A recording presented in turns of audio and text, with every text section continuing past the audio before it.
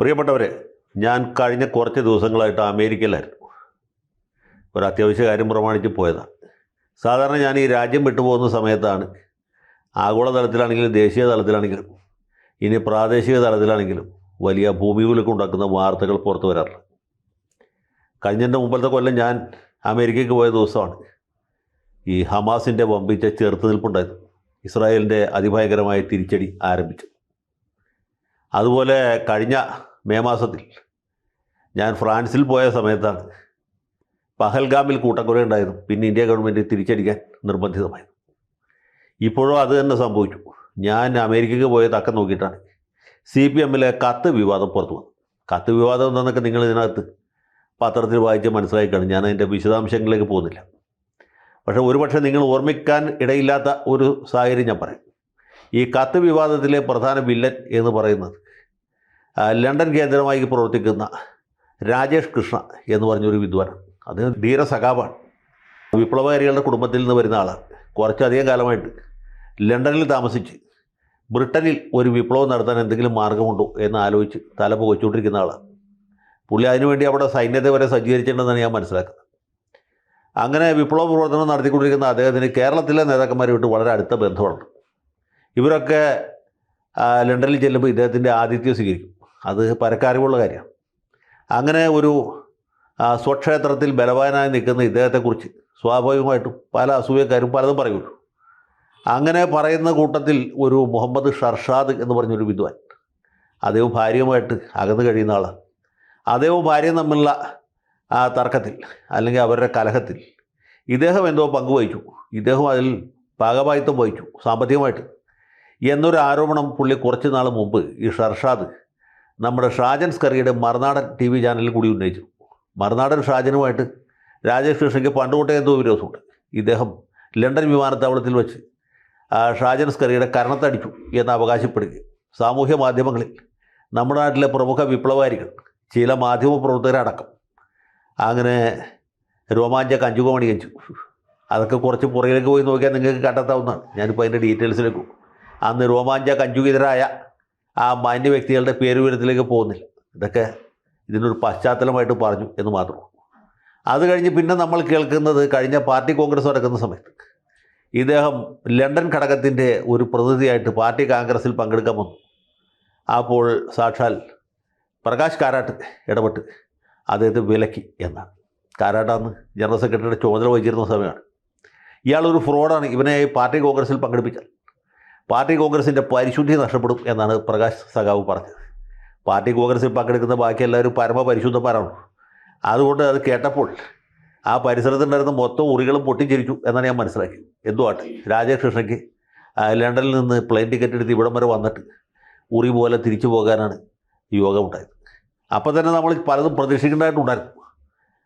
പിന്നെ ഷർഷാദിൻ്റെ വാർത്തകൾ വരുന്നു, ആരോപണങ്ങളുണ്ടാകുന്നു, പണം വെളുപ്പിക്കലടക്കമുള്ള ആരോപണങ്ങളുണ്ടാകും. അതൊന്നും പാർട്ടി ഗൗനിക്കുന്നില്ല. എന്തിന്? മറുനാടൻ മലയാളിയിൽ വന്ന വാർത്തയായതുകൊണ്ട് മലയാള മനോരമയും മാതൃഭൂമിയും ഏഷ്യാനെറ്റും അടക്കമുള്ള നമ്മുടെ നാട്ടിലെ മുഖ്യധാര മാധ്യമങ്ങൾ മൊത്തം അത് മുക്കിക്കളഞ്ഞു. കാരണം മറുനാടിൽ വരുന്ന വാർത്ത സത്യമാണെങ്കിൽ പോലും അത് ഏറ്റുപിടിക്കരുത് എന്ന ഒരു തത്വം നമ്മുടെ നാട്ടിലെ മുഖ്യധാര മാധ്യമങ്ങളുടെ ഇടയിലുണ്ട്. അവരുടെ കൂട്ടല്ല. അപ്പോൾ അങ്ങനെ അത് മുക്കിക്കളഞ്ഞു. ആരും ശ്രദ്ധിച്ചില്ല, അതിൻ്റെ പുറകെ പോയില്ല. മുഹമ്മദ് ഷർഷാദ് പറഞ്ഞതിൽ എന്തെങ്കിലും കാര്യമുണ്ടോ എന്ന് അന്വേഷിച്ചില്ല. അപ്പോഴാണ് ഇത് ഇപ്പോൾ കത്ത് രൂപത്തിൽ ഇത് പുറത്തു വരുന്നത്. പോളിറ്റ് ബ്യൂറോയ്ക്ക് കൊടുത്ത കത്ത് ചോരുന്നു. ആ കത്തിൽ ഗോവിന്ദ മാഷിൻ്റെ മകൻ്റെ പേരുണ്ട് എന്ന് മാത്രമല്ല, അത് പോട്ടെ, അതൊക്കെ സ്വാഭാവികമാണ്. ഇപ്പോൾ കൊടിയേരിയുടെ മകൻ്റെ പേര് ഉണ്ടാകുമായിരുന്നു, അതേമായിരുന്നു സെക്രട്ടറി. അതിങ്ങനെയുള്ള ആളുകൾക്ക് അറിയാം എവിടെ പറ്റി കൂടിയാലാണ് കാര്യം നടക്കുക എന്നുള്ളത്. പിണറായിയുടെ മരുമോൻ്റെ പേരെന്തുകൊണ്ട് അതിൻ്റെ അകത്ത് വന്നിട്ടില്ല. പക്ഷേ നമ്മളൊക്കെ മാന്യന്മാരാണെന്ന് വിചാരിച്ചാൽ പല യോഗ്യന്മാരുടെ പേര് വിവരം അതിൻ്റെ അകത്തുണ്ട്. ശ്രീരാമകൃഷ്ണൻ്റെ പേരൊന്ന് മനസ്സിലാക്കാം. പണം വെളുപ്പിക്കലിന് അദ്ദേഹം മുമ്പൊക്കെ ആരോപണ വിധേയനായിട്ടുള്ള ആളാണ്. പക്ഷേ തോമസ് ഐസക്കിനെ പോലെ, MP രാജേഷിനെ പോലെ, സ്വരാജിനെ പോലെയുള്ള പരമയോഗ്യന്മാരുടെ പേരുകളാണ് ഈ ഷർഷാദ് പരാതിയായിട്ട് എഴുതി കൊടുത്തിട്ടുള്ളത്. പാർട്ടിക്ക് അങ്ങനെ ഇതിനകത്ത് നടപടി എടുക്കാൻ പറ്റും? ഇവരെ പോലെ യോഗ്യന്മാരെ പാർട്ടിയിൽ നിന്ന് പുറത്താക്കുകയോ നടപടിക്ക് വിധേയരാക്കുകയോ അവർ ഇരിക്കുന്ന കസേരയിൽ എഴുന്നേൽപ്പിക്കുകയോ ചെയ്താൽ പാർട്ടിയുടെ അവസ്ഥ എന്തോ നിങ്ങളൊന്ന് ആലോചിച്ച് നോക്കൂ. കടകംപള്ളി സുരേന്ദ്രൻ കാശ് മേടിച്ചു എന്നല്ല പറഞ്ഞത്. മേഴ്സിക്കുട്ടിയമ്മ അതിനകത്ത് ഭാഗവാഹിത്വം വഹിച്ചു എന്ന് പറഞ്ഞാൽ നമുക്ക് അത്ഭുതമൊന്നുമില്ല. ശുചിത്വ സാഗരം, അതുപോലത്തെ ഒരു സാഗരമായിരുന്നു നമുക്കറിയാം. പക്ഷേ MP രാജേഷിനെ പോലെ ഒരു ആദർശധീരനായ വിപ്ലവകാരി ഈ എന്താണ് രാജേഷുമായിട്ടുള്ള ബന്ധത്തിൻ്റെ പേരിൽ തെരഞ്ഞെടുപ്പ് ഫണ്ടിലേക്ക് 13 ലക്ഷം രൂപ മേടിച്ചു എന്ന് ഞാൻ നിങ്ങൾ വിശ്വസിക്കും. മാത്രമല്ല തെരഞ്ഞെടുപ്പ് കമ്മീഷനിൽ രാജേഷ് സമർപ്പിച്ച എന്താണ് വരവ് ചെലവ് കണക്കിൽ ഈ 13 ലക്ഷം ഉൾപ്പെട്ടിട്ടുമില്ല എന്നാണ് ഷർഷാദ് പറയുന്നത്. അപ്പോൾ പാർട്ടിക്കാരനെ അതൊരു ചിന്തപ്പരവും. ഇപ്പോൾ നമ്മുടെ നാട്ടിലെ എല്ലാ പാർട്ടികളും തെരഞ്ഞെടുപ്പ് ശുദ്ധീകരിക്കാനുള്ള വലിയ ഉത്സാഹത്തിലാണ്. വോട്ടർ പട്ടിക ശുദ്ധീകരിക്കും, വോട്ടെണ്ണൽ യന്ത്രം മാറ്റി ബാലറ്റ് പേപ്പർ തിരിച്ചു വിടണം എന്ന് പറയുന്നു, കിട്ടുന്ന സംഭാവനയ്ക്ക് കണക്ക് വെക്കും, അതിന് റെസീറ്റ് കൊടുക്കും. ഇങ്ങനെ ഒരുപാട് അംഗപ്പാടുകൾ പെട്ടുകൊണ്ടിരിക്കുമ്പോഴാണ് സജി ചെറിയാനല്ല, വാസവനുമല്ല, സാക്ഷാൽ MP രാജേഷ് ഇതുപോലെ സംശയാസ്പദമായ ജീവിത പശ്ചാത്തലമുള്ള ഒരാളുടെ അടുത്തുനിന്ന് കണക്കിൽ കൊള്ളിക്കാതെ ലക്ഷക്കണക്കിന് ഉറുപ്പിക സംഭാവന മേടിച്ചു എന്ന് പറഞ്ഞാൽ നമുക്ക് ആർക്കും വിശ്വസിക്കാൻ പറ്റില്ല. ഇത് വിശ്വസിച്ചാലും പാർട്ടി അംഗീകരിക്കില്ല.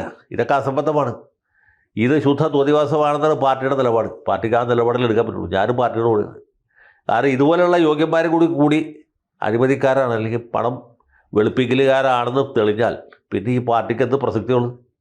നമ്മൾ പറഞ്ഞുകൊണ്ടിരിക്കുന്നത് എന്താണ്? EMSൻ്റെ പാർട്ടി, കൃഷ്ണപിള്ളയുടെ പാർട്ടി, AKGയുടെ പാർട്ടി, സഖാവ് ചടയം ഗോവിന്ദൻ്റെ പാർട്ടി. ആ പാർട്ടിയാണ് ഈ പാർട്ടി. പാലോറ ബാധയുടെ പൈക്കിടാവിനെ വിറ്റ് ദേശാഭിമാനി തുടങ്ങാൻ പൈസ കൊടുത്ത പാർട്ടി, EMS അമ്പൂരിപ്പാടിൻ്റെ കുടുംബസ്വത്ത് വിറ്റ് പാർട്ടിക്ക് കൊടുത്ത പാർട്ടി. ആ പാർട്ടിയാണ് ഈ പാർട്ടി. ആ പാർട്ടിയിലാണ് ഇപ്പോൾ രാജേഷ് കൃഷ്ണയെ പോലുള്ള ആളുകൾ. ആ പാർട്ടിയിലാണ് ഇപ്പോൾ തോമസ് ഐസക്കിനെ പോലെയുള്ള യോഗ്യന്മാർ പോലെ അസംബന്ധം, അനാവശ്യം നിയമ നടപടി എടുക്കും എന്ന് പറഞ്ഞു. നിയമ നടപടി എടുക്കുമോ? നമുക്ക് നോക്കാം. മഹാരാഷ്ട്രത്തിന് നോട്ടീസ് അയക്കുമോ? അവസാനം നോട്ടീസ് അയച്ചിട്ട് ഞാൻ പറഞ്ഞ രീതിയിലല്ല വക്കീലിന് നോട്ടീസ് അയച്ചത്, വക്കീലിൻ്റെ ഭാഗത്ത് അനാസ്ഥ ഉണ്ടായി എന്ന് പരാതി പറയൂ, നമുക്കറിയില്ല.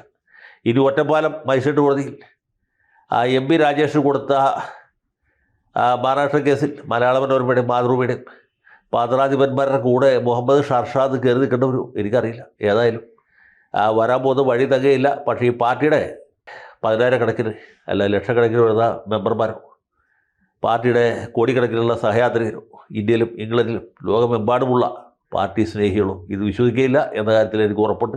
കാരണം ആരോപണം ഉണ്ടായിട്ടുള്ളത് ഗോവിന്ദ മാഷിൻ്റെ മകനെതിരായിട്ടാണ്, നമ്മുടെ രാജേഷിനെതിരായിട്ടാണ്, സ്വരാജിനെതിരായിട്ടാണ്, അതുപോലെയുള്ള പരമയോഗ്യന്മാർക്കെതിരായിട്ടാണ്.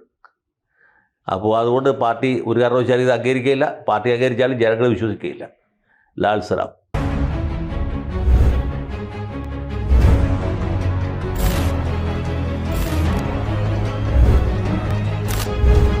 കൂടുതൽ വാർത്തകളും വിശേഷങ്ങളും നിങ്ങളിലേക്ക് എത്താൻ ABC മലയാളം സബ്സ്ക്രൈബ് ചെയ്യുക, ബെൽ ബട്ടണും അമർത്തുക.